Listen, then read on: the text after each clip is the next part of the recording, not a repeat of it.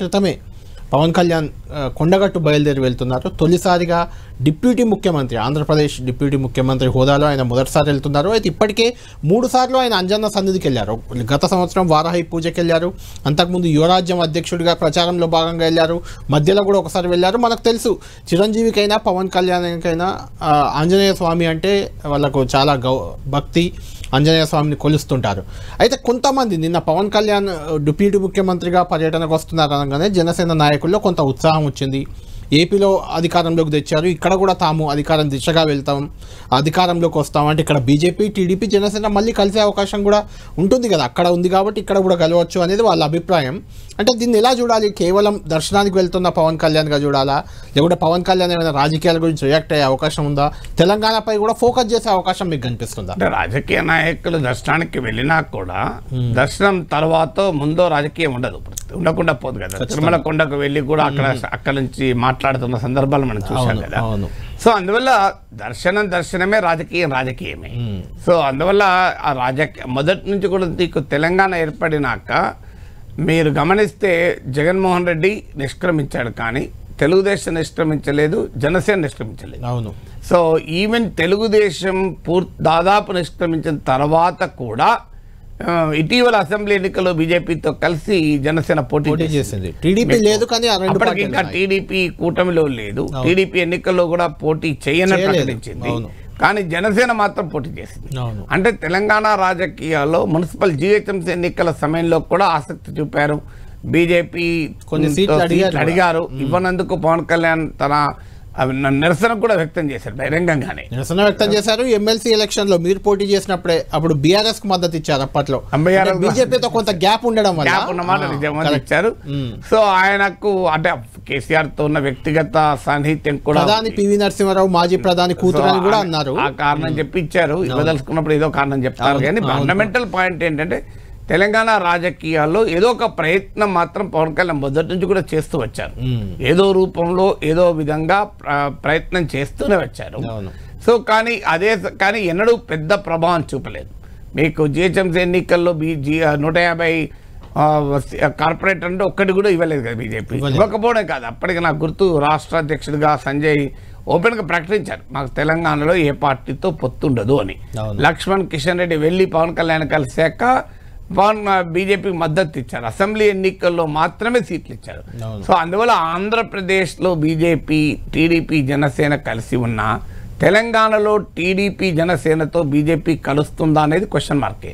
అది ఆటోమేటిక్గా కాదు. ఇక్కడ రాజకీయాలు అక్కడ రాజకీయాలు ఉంటాయి. ఎందుకంటే ఇక్కడ తెలంగాణలో టీడీపీ, జనసేనతో కలవడం వల్ల ప్రయోజనం ఎంత అనే విషయంలో బీజేపీలో భిన్నాభిప్రాయాలు. అంటే నాగేశ్వర్ గారు, ఆంధ్రప్రదేశ్లో పవన్ కళ్యాణ్కున్న సినిమా ఇమేజే కదా రాజకీయాల్లో అయినా రాణించడానికైనా దేనికైనా, దాంతో కంపేర్ చేస్తే తెలంగాణలో ఇంకెక్కువ ఇమేజ్ ఉంది. పవన్ కళ్యాణ్కి అభిమానులు కూడా చాలా ఎక్కువ. ఇక్కడ మీకు చిరంజీవికి లేరా? ఇక్కడ చిరంజీవికి కూడా వచ్చాయి, అప్పుడు బాగానే ఓట్లు, ఒకటే సీట్ వచ్చింది. రెండు బాల్కొండ, నిర్మల్ 18 మహేశ్వర్ రెడ్డి 18 సీట్లు ప్రజారాజ్యం కలిస్తే 16 సీమాంధ్ర ప్రాంతంలో వచ్చాయి, 2 మాత్రం ఇక్కడ వచ్చాయి. అంటే తేడా ఏంటి? మనకు ఎవరికి అభిమానులున్నా రాజకీయ కాంటెక్స్ట్ మారిపోతుంది. ఇప్పుడు మీకు రాజశేఖర రెడ్డి అభిమానులు తెలంగాణలో లేరా? కానీ వైఎస్ఆర్ కాంగ్రెస్ పార్టీ ఇష్టమించేది కదా. ఆ మాటకైతే తెలుగుదేశం తెలంగాణలో చాలా బలమైన పార్టీ. సో ఒక దశలో తెలుగుదేశం వారు చంద్రబాబు నాయుడు కోరారు కూడా, మీరు ఆంధ్రప్రదేశ్లో ఉంటే లొకేషన్ మాకు ఇవ్వండి అని. సో అడిగారు, కానీ బట్ ఫండమెంటల్గా పవన్ కళ్యాణ్కి ఓటు వేయడం వేరు, పవన్ కళ్యాణ్ మనుషులకు ఓటు వేయడం వేరు. ఇప్పుడు అక్కడ ఆంధ్రప్రదేశ్లో పవన్ కళ్యాణ్ అభిమానులు పవన్ కళ్యాణ్కి ఓటేస్తున్నారు అంటే, జనసేనకి వేస్తున్నారంటే పవన్ కళ్యాణ్ ఉప ముఖ్యమంత్రి చేస్తాడుకో ముఖ్యమంత్రి చేస్తాడుకో వేస్తున్నారు. తెలంగాణలో పవన్ కళ్యాణ్ ఎప్పుడు ముఖ్యమంత్రి కాడు. సో అందువల్ల అక్కడికి ఇక్కడ తేడా. అందుకే ఇప్పుడు మీకు తెలుగుదేశం కూడా దెబ్బతించడానికి కారణం అది. నువ్వు ఎన్ని చెప్పినా చంద్రబాబు నాయుడు తెలంగాణ ముఖ్యమంత్రి కాడు కదా. సో తెలుగుదేశం అభిమానులకు ఉన్న సమస్య ఏంటంటే, చంద్రబాబు నాయుడు మనిషి ఎవరైనా ఇక్కడ కావాల్సింది చంద్రబాబు నాయుడు కాదు కదా. అందుకే మీకు మారిన పొలిటికల్ కాంటెక్స్ట్లో సీమాంధ్ర మూలాలున్న రాజకీయ నాయకులకు తెలంగాణలో ఎంత అభిమానులు ఉన్నా అది రాజకీయంగా టర్న్ కాలే. అది ఎగ్జాంపుల్ మీకు YSR Congress example, TDP example, ఇద్దరు ఎగ్జాంపుల్ మనకు కనబడుతుంది. అంతకుముందు చిరంజీవి ఎగ్జాంపుల్ కూడా కనబడుతుంది. అంటే ఉమ్మడి రాష్ట్రంగా ఉంటే డెఫినెట్గా ఆ ఉమ్మడి రాష్ట్రంలో చంద్రబాబు నాయుడుకు, జగన్మోహన్ రెడ్డికి ఈవెన్ చిరంజీవికి అందరికీ అభిమానులు ఉండొచ్చు. సో ఆ ఉమ్మడి రాష్ట్ర రాజకీయాలు వేరు, తెలంగాణ వరకు వచ్చే రాష్ట్ర రాజకీయం వేరుంటుంది. సో అందువల్ల పవన్ కళ్యాణ్ జనసేనను మొదటి నుంచి తెలంగాణలో నడిపించాలని చూసిన వైసీపీ టీడీపీ రెండు పార్టీలు, వైసీపీ కూడా మీకు 2014లో గుర్తు, నాకు మనకు పొంగులేటి శ్రీనివాసరెడ్డి వైసీపీ తరఫున ముగ్గురు ఎమ్మెల్యేలు ఒక ఎంపీ, అవును, ఒక ఎంపీ గెలిచారు. తెలుగుదేశం అయితే ఇంకా అపూర్వ విజయం. 2014లో తెలుగుదేశం పార్టీ 15 ఎమ్మెల్యే సీట్లు ఎంపీ సీట్లు గెలిచారు. మల్కాజ్గిరి నుంచి మల్లారెడ్డి గెలిచాడు. 15 బీజేపీ గెలిస్తే 15 టీడీపీ గెలిచారు. ఒక రకంగా కాంగ్రెస్ తో దగ్గర వచ్చారు TDP BJP combine. So BJP కన్నా కూడా 3 రెట్లు ఎక్కువ గెలిచారు. సో అందువల్ల సిటీలో మొత్తం టీడీపీ గెలిచారు. చాలా పవర్ఫుల్ ఫోర్స్ టీడీపీ. అంటే 2014 చాలా కీలకం కదా, ఎందుకంటే రాష్ట్ర విభజన జరిగి సో పెద్ద ఎత్తున తెలుగుదేశం పార్టీ 2 కళ్ళ సిద్ధాంతం అని అటాక్ గురైన తర్వాత ప్రజలు నిజమే ఓట్లు వేసారా లేదా? తెలంగాణ సమాజం తెలుగుదేశానికి ఓటేసింది. వాళ్ళు కంటిన్యూ చేసి పోరాడితే ఎలా ఉండేది 2018కి వచ్చే వరకు 2 సీట్లు వచ్చి వాళ్ళంతా బీజేపీలో బీఆర్ఎస్ లో చేరారు. సో అందువల్ల రాజకీయంగా ఇంత ఉన్న బేసిక్ కాంటెక్స్ట్ మారుతుంది. రాష్ట్ర విభజన తర్వాత పార్టీ ఎంత బలమైన సపోర్టర్లు ఉన్నాయి, ఇంకో చోట ప్రభావం చూపడం అనేది అంత సులభం కాదు. అంటే అసలు ఫోకస్ చేస్తారు అనుకోవచ్చు, ఫోకస్ చేయవచ్చు. ఎందుకంటే ఫోకస్ ఖచ్చితంగా చేస్తాడు. ఎందుకు చేస్తాడంటే మొదటి నుంచి కూడా పవన్ కళ్యాణ్ జిహెచ్ఎం ఎన్నికలు, అసెంబ్లీ ఎన్నికలు మనం ఎప్పుడు చూసినా తాను ఆంధ్ర ప్రాంత నాయకుడిగా ఎప్పుడు వ్యవహరించలేదు.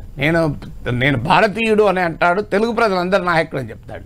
అందువల్ల పవన్ కళ్యాణ్ ఏనాడు ఆంధ్రప్రదేశ్కు మాత్రమే పరిమితమైన నేతగా ఉండలేదు, ఉండదలుచుకోలేదు. అందువల్ల ఆయన తెలంగాణలో అభిమానులు ఉండడమే కాదు, తెలంగాణలో కూడా రాజకీయం చేస్తాడు. వెనకాలేదు. అందులో ఆయన ఆంధ్రలో ఏమీ లేనప్పుడు, అంటే ఆయన కూడా ఎమ్మెల్యేగా గెలవనప్పుడు, ఒకటే ఒక ఎమ్మెల్యే సీటు గెలిచిన రోజుల్లో కూడా తెలంగాణలో రాజకీయం చేస్తాను కానీ చేయనలే. అప్పుడు చాలా మంది అన్ని ఆంధ్రలో ఏం లేదు, తెలంగాణలో ఏం చేస్తావా అని అవహేళన చేసేవారు. ఇప్పుడు 21 మంది ఎమ్మెల్యేలు ఉన్నారు. ఉప ముఖ్యమంత్రి 100% స్ట్రైక్ రేట్ తో ఆంధ్రప్రదేశ్ లో గెలిచాడు. బీజేపీ టీడీపీతో మిత్రపక్షాలుగా ఉన్నారు. సో అందువల్ల డెఫినెట్ గా జనసేన ఇక్కడ ప్రయత్నం చేస్తారు. సో ఏ మేరకు సక్సెస్ అవుతారనేది మనం ఊహించలేం కానీ బట్ ప్రయత్నం అయితే బలంగా చేస్తారు. బలంగా చేసినప్పుడు టీడీపీ మళ్ళీ రివైవ్ అవుతుందా? ప్రయత్నాలు జరిగినా కూడా చంద్రబాబు నాయుడు ఇప్పుడు ఆంధ్రప్రదేశ్లో ఉన్న ఆయన లోకేష్ కానీ వాళ్ళ సమయం కేటాయించి తెలంగాణ రాజకీయాల్లోకి వచ్చి అందులో ఆంధ్రప్రదేశ్లో అధికారంలో ఉన్న సమయంలో తెలంగాణతో అనేక ఇష్యూస్ వస్తాయి పవన్ కళ్యాణ్కైనా ఏదైనా. సో ఆ ఇష్యూస్లో తీసుకున్న వైఖరులు సమస్యలు ఉంటాయి. తెలంగాణలో బీజేపీ పెరుగుతున్న సమయంలో బీజేపీతో ఆంధ్రప్రదేశ్లో కలిసింది, ఇక్కడ బీఆర్ఎస్ అయితే కలవలేరు కదా జనసేన. కేసీఆర్తో ఎంత ప్రత్యేకమైన అభిమానం ఉన్నా అనుబంధం ఉన్నారు కనుకనే మీరు ఇంతకుముందు గుర్తు చేసినట్టు 2021 శాసనమండలి ఎన్నికల్లో బీఆర్ఎస్కు మద్దతు కూడా ఇచ్చాడు పవన్ కళ్యాణ్. కానీ బట్ స్టిల్ అక్కడ ఎంత రాష్ట్రం వేరని చెప్పినా ఆంధ్రప్రదేశ్లో బీజేపీతో కలిసి ఉండి కేంద్రంలో ఎన్డీఏలో ఉండి తెలంగాణలో మాత్రం ఎన్డీఏలో ఉండము అని అనరాదు. అంటే బీఆర్ఎస్ ఎన్డీఏలో పోయినప్పుడు ఆటోమేటిక్ గా చెప్పలేము. దానికి బీజేపీ సిద్ధంగా ఉంటుందా అనేది క్వశ్చన్. అది 2028 వరకు తెలుస్తుంది. ఇప్పుడు తేలే అంశం కాదు. సో అప్పుడు ఉన్న సిచ్యువేషన్ బట్టి ఏముంటుందని మనం ఇప్పుడు చెప్పలేము.